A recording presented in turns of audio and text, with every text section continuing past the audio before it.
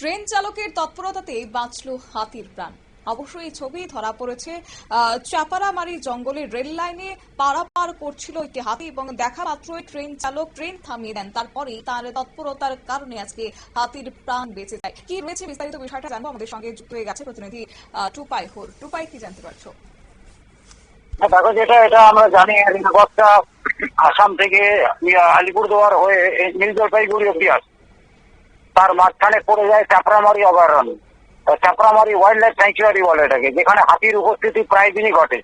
এবং আজ তো সেই যে টুরিস্ট এক্সপ্রেস বলে যে একটি ডাউন ট্রেন আসছিল এনজিপির উদ্দেশ্যে, সেই লোকো পাইলট দেখতে পায় যে লাইনের খুব একদম পাশে একটি হাতি কার্যত সে ঘাস খাচ্ছিল, যেটা বলা হয় আর কি।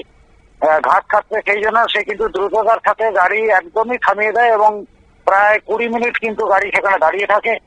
ধীরে ধীরে হাতি যখন তার খাবার পরে জঙ্গলের দিকে নেমে যায়, তখন পুনরায় সেই ট্রেন আবার নিউ জলপাইগুড়ির উদ্দেশ্যে যাত্রা করে। এর ফলে কি হলো, একদিকে হাতিটি যেরকম আহত হওয়ার থেকে বেঁচে গেল এবং চালকদের যে ওই পথে চলাচলের চালকদেরও রেল দপ্তর থেকে বিশেষ কিছু প্রশিক্ষণ দেওয়া হয়েছে, বিশেষ কিছু বিধিনিষেধ তাদেরকে জানানো হয়েছে, যেরকম গতি যেটা থাকে সেটা খুবই কম গতিতে সেই জঙ্গল পথে ট্রেনগুলোকে নিয়ে যাওয়া হয়, প্যাসেঞ্জার থেকে শুরু করে গুড ট্রেনগুলোকে।